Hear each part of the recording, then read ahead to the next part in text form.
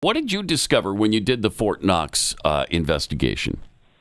It started for me because Fort Knox had me come and speak about one of my books. And they wanted me to come and entertain all the troops there and everyone that was there. And so I went out there, and they gave me a challenge coin. One of the colonels there gave me a coin, and he knew I was obsessed with the gold because I couldn't stop asking about it. I was like, can we see it? Can we do it? And he said, because we struck up a friendship, he said, you know what? I'm going to get you in. And he said he's going to make me one of the first civilians to access the vault since 1974. So nobody had accessed it, at least civilian-wise, since 1974. Civilian-wise, there are very few. Yeah, 1974. Wow. There have been senators who went in. There have been U.S. senators. There's a guy, Senator Huddleston, who we spoke to, of course, and we spoke to the people who have gone there. But he said, "I'm going to get you in." I said, "Fantastic." So we made, we on the History Channel, we basically got all the camera crew. We got the clearances. We got everything set. And just before we were supposed to go, it went to his boss. Guess who his boss is?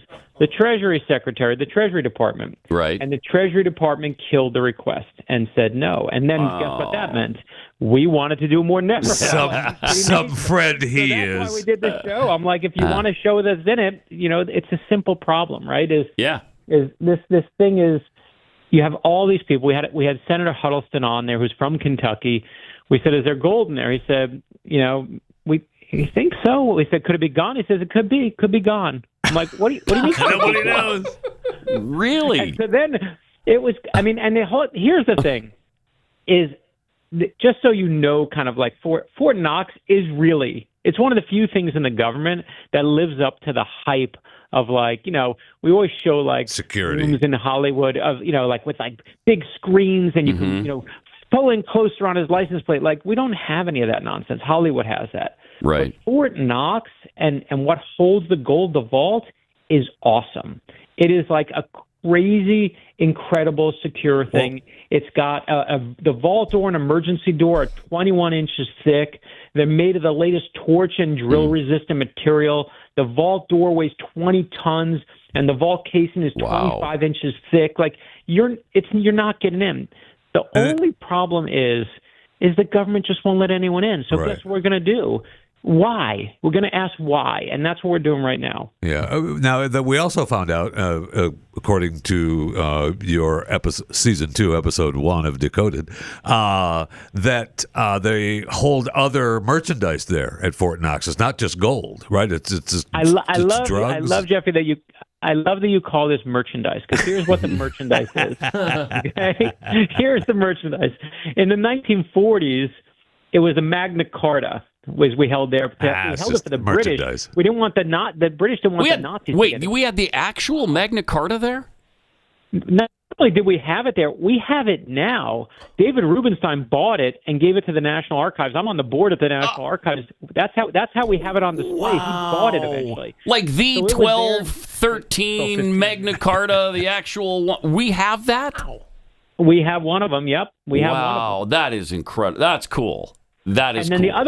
the other merchandise that Jeff is referring to, it's called the Declaration of Independence. Yeah, there's other stuff too. At Fort Knox. Address. Wait, wow.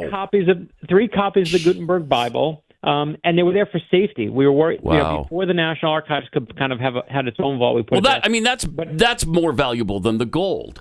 I mean, that 100% is something else. Because these are symbols of America, right? That's what we're protecting. And then in the 40s, and I'll give Jeffy his due. He's right about merchandise. Like T-shirts. We got like cups and T-shirts in there, too. Right. There's toothpaste. It's like a Target, basically. But in the 50s, the vault became part of the Cold War era, and it started holding drugs, vaccines, morphine in case there were mass casualties before we started developing these secret warehouses that we now have across the country that now hold vaccines and other things like that, which I've been exploring for years. Wow, that's interesting. But I guess that makes sense because it was such a secure location, right? With all of that security, that's what you would do with it.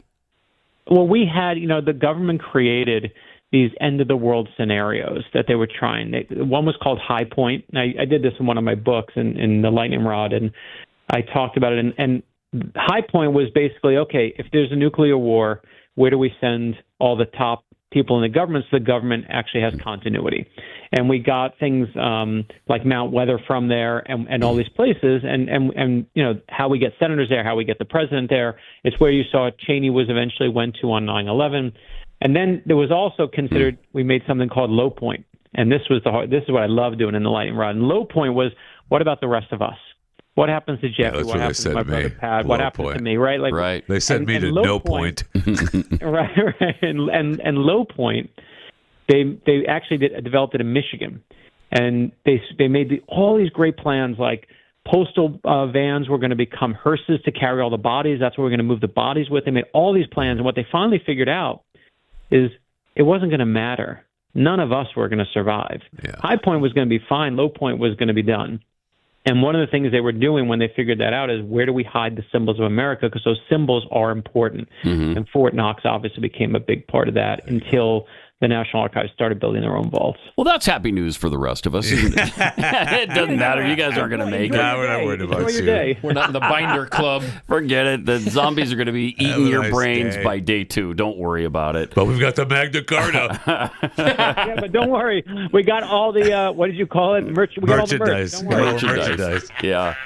All right. So, Brad, if you had to guess, what do they find when they open up the vault and President Trump and Elon Musk step in there and the cameras are following them in? Is there 5,000 tons of gold? Yeah, here's what I think. We did the math on it. You need 33,000 gold bars. And that's how I do not think they're walking into Al Capone's vault where it's empty. I just don't. Okay. And I always ask questions, but I think if they're looking for that, they're going to be surprised. And there are people who have been there and who've said yes. The interesting thing is the people who have been in there say that they saw the gold. The people who say there's no gold haven't seen it. They've just heard there's no gold. Right. No one's gone in there and said, I've seen an empty room. There's nobody who said that. But the thing is what I do believe has happened over the years is that we've used that gold. And I think rightfully, I think there are times where we go and we need an American member of the military gets captured and some foreign terrorist group says, well, we want, the money. They're not taking dollars. They don't want shekels. They don't want quarters. They want gold. And so I think we have used it to get things that we need, to get, whether it's whatever we need in a crisis. And then I think we replace it. So do I think that numbers fluctuate a little bit? But I don't think you can move 33,000 gold bars and nobody notices. It's just physically so big. So I think do they walk in and the audit's off by a couple bars here or there? Do I believe that? That could be. But I actually think they're going to walk in and it's going to be fine. And I think it's going to be one of those typical things. It's like the Epstein documents. We sit here and we go, oh, there's a smoking gun. I can't wait. And then we go, what? That's what it was about? And I think it's going to be the same thing with the JFK documents. We got 1% of documents to read. Do I think we're going to find something that says, oh, here's who Oswald was working for? No. I think what we're going to find is we're going to find things like, little bits and pieces of how we got information back then, who our sources were back then, things that the government wanted to cover up. Right. And maybe we'll find that the CIA screwed up and was tracking Oswald, but lost track of him when he went to Russia. And that's a giant screw up, but it doesn't mean there was a smoking gun. So I think the good news is we'll get an answer. Because if we don't have an answer, you and I, the three of us, are going to be doing what we always do, which is having this conversation over and over. Right.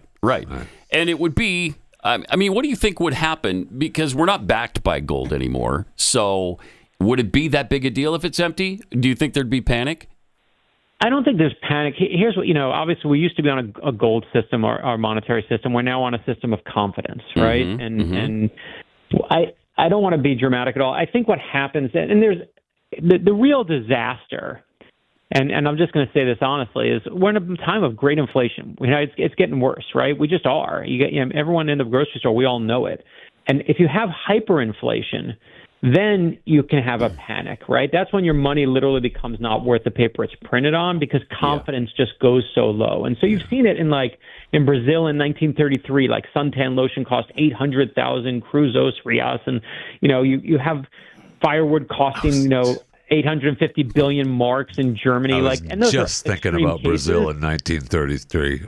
Just thinking about that. You know what they had? They had a lot of merch back then, Jeff. A lot of merch. Expensive merch. So you can have these moments where but is it going to be panic in the streets? No. You know what people are going to be? They're going to be pissed that the government lied. And I'd be Yeah. the government lied, because I'm like, you know what? This is a simple problem with a simple solution. And that's why the guy there at Fort Knox said to me, go ahead, Brad, I'll take you right in. And he knew that he doesn't want this headache any more than anyone else wants it. He's like, let's be done with it. But Treasury keeps shutting everybody down. Right. I wonder is that just because if they let you go in, they'll have to let letting others everybody in. and pretty soon it'll be right. And basically, if I go in and say I went in, they're going to go like, "Oh, that guy, we don't know him. We want someone in with, they fake that. They did like the problem we are in today is we don't believe anything. That's for sure. Right? We don't. We're as a culture. Yeah, that's for the sure. problem that we're in right now. Yeah. If I said to you when the JFK documents come out in a couple weeks, no matter what they say, half of America is going to go, "See, I told you so," and the other half is going to go, "See, I told you so." And whatever side you believe, we're not believing anything. We're going to say that's a cover-up. We're going to say, "See, now put it to bed." And whatever side you're on, you're going to believe. And that's the problem. I hope that I hope when Musk and Trump go in, the one thing I really hope is they bring a camera. Because if they come out and say, "We saw it, it's there," then people are going to go like, "Why are we taking your word for it?" Because then we're just right back in the same pickle. That's for sure.